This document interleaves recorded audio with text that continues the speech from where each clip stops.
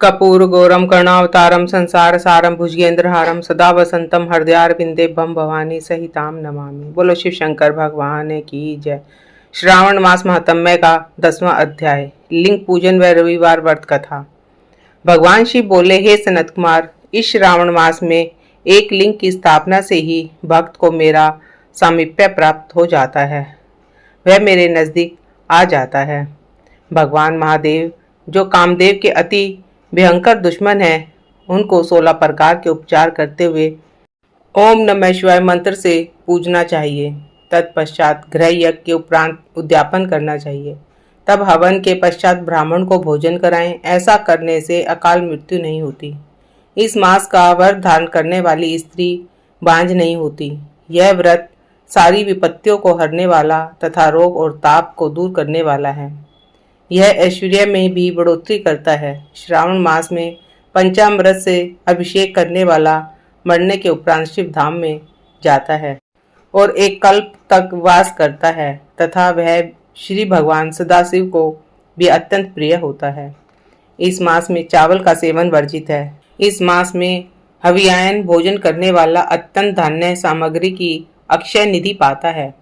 पत्तल पर भोजन लेने वाले को स्वर्ण का पात्र मिलता है तथा शाक को छोड़ने वाले को शाक कर्ता पद मिलता है। भूमि पर शयन करने वाला कैलाशवासी बनता है।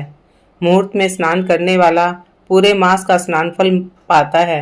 इंद्रियों को काबू में रखने वाला जितेंद्रिय बनता है।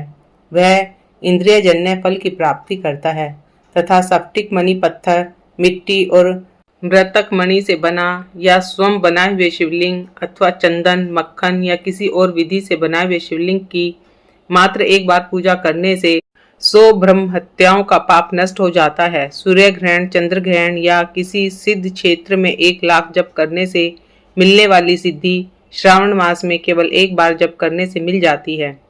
अन्य किसी क्षेत्र में नमस्कार अथवा परिक्रमा से जो 1000 वर्षों का फल मिलता है, वह इस मास में केवल एक बार के नमस्कार करने से मिल जाता है। हे ब्रह्मपुत्र, मुझे यह श्रावण मास अत्यंत ही प्रिय है। इस मास में वेद पारायण करने से सब प्रकार के वेदों की सिद्धि मिल जाती है तथा श्रद्धा भाव से स्वाध्याय करने पर ब्रह्म हत्या या अन्य जघन्य पापों से मुक्ति मिलती है।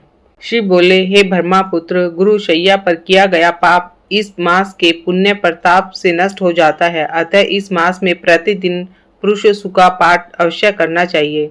केवल इसका अर्थवाद कहने से नरक मिलता है। गृह यज्ञ में भक्त को समिधा, चरु, तिल और घी का प्रयोग करना चाहिए। पूजा में धूप, गंध, पुष्प आदि लगाएं। भगवान सदाशिव का उनके रूपों के अनुसार बयान करके शक्ति के अनुसार होम, अक्षलोम, लक्ष्य होम व हवन करें। हे ब्रह्मपुत्र, अब मैं तुम्हें रविवार व्रत बतलाता हूँ, अतः दत्तचित्त हो यह कथा सुनो। प्राचीन काल में प्रतिष्ठानपुर नगरी में सुकर्मा नाम का एक बहुत ही दीन ब्राह्मण रहता था, जो भिक्षावर्ती से अपना गुजारा करता था। एक दिन वह एक घर में भिक्षा मांगने गया। उस घर में कुछ महिलाएं रविवार को व्रत करती थी। उन्होंने ब्राह्मण को देखकर पूजा अर्चना का सामान कपड़े से ढक दिया। फिर उसने उन स्त्रियों से कहा, देवियों, आप सभी साध्वी हैं, फिर आपने क्यों ऐसा किया? मैं अपनी दीन अवस्था के कारण अति दुखी हूँ, अतः मैं भी यह व्रत करना चाहता हूँ, मुझे इसके बारे में बताओ। महिलाएं बोली, हे ब्राह्मण देव, अगर व्रत में उन्माद, प्रमाद, श्रद्धा न हो तो यह व्रत सफल नहीं होता, अतः इनको त्याग कर कथा सुनो। उन स्त्रियों में से एक वृद्ध महिला ने उस गरीब ब्राह्मण को व्रत की विधि बतलाई तथा कथा सुनाई। वह कथा इस प्रकार है। श्रावण मास के शुक्ल पक्ष के प्रथम रविवार को मौन रहकर प्रातः काल उठकर नित्य क्रम से निवृत्त हो ठंडे जल से स्नान कर पान के पत्ते पर 12 परिधि वाला मंडल बनाकर उस पर लाल चंदन से सूर्य के समान गोलाकार बनाओ। उसी मंडल में संज्ञा नाम वाली स्त्री के साथ सूर्य की पूजा लाल चंदन से करें। सूरज के 12 मंडलों पर लाल चंदन के साथ लावा तथा जप, अर्घ, भक्ति और श्रद्धा सहित सूर्य भगवान को प्रदान करने चाहिए। इस अर्घ में रक्त, अक्षत, जप, फूल, उपचार शामिल हों। नैवेद्य के लिए नारिकेल, बीज और खांड, शक्कर के साथ सूर्य मंत्र का जाप करें। सत्वन और नमस्कार के लिए 12 मंत्रों का प्रयोग में मिलाएं।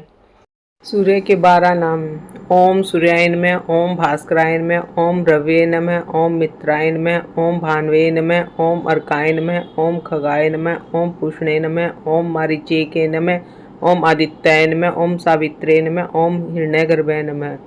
और 12 बार प्रदक्षिणा करके 6 सूत को एक जगह एकत्रित कर उसे 6 ग्रंथियों से युक्त कर दें। उसे श्री भगवान को समर्पित कर गले में बांध लें।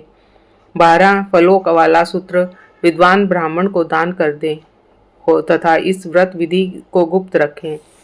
हे सनत कुमार, इस प्रकार व्रत करने पर निर्धन भी धनवान बन जाता है, संतानहीन संतान पाता है, कोढ़ी स्वस्थ हो जाता है, कैदी को कैद से मुक्ति मिलती है, रोगी रोग मुक्त हो जाता है, मनुष्य की समस्त मनोकामनाएं पूरी होती हैं। हे सनत कुमार, इस संसार में प्राणी जो भी अभिलाषा करता है वह पूरी होती है। श्रावण मास में रविवार की जितनी भी संख्या हो उतने ही व्रत करने चाहिए। व्रत से पूरा फल चाहने के लिए उद्यापन करना अत्यंत ही आवश्यक है। व्रत विधि जानकर वह ब्राह्मण अपने घर गया। घर आकर उसने अपने परिजनों को व्रत विधि क्या सुनाई। उस व्रत विधि के सुनने मात्र से ही ब्राह्मण की दोनों कन्याएं अति रूपवान हो गई। लक्ष्मी देवी भी अब उस ब्राह्मण के घर आकर वास करने लगी। इस प्रकार वह दीनहीन ब्राह्मण कुबेर के तुल्य धनवान बन गया। एक दिन नगर नरेश ने रास्ते से गुजरते हुए उन दोनों कन्याओं को खिड़की से देखा तो वह उन पर मोहित हो गया। तब उसने उनके पिता से उन दोनों कन्याओं से विवाह की इच्छा प्रकट की। ब्राह्मण ने भी प्रसन्न होकर उन दोनों कन्याओं का विवाह नरेश से कर दिया। वे दोनों कन्याएं भी राजा को पति रूप में पाकर मन ही मन प्रसन्न हुई। कालांतर में और व्रत के प्रभाव से उनको पुत्र आदि रतन भी प्राप्त हुए तथा वे सुखमय जीवन व्यतीत करने लगी। शिव बोले, हे सनत कुमार, इस कथा के श्रवण मात्र से ही सारी मनोकामनाएं पूरी हो जाती हैं।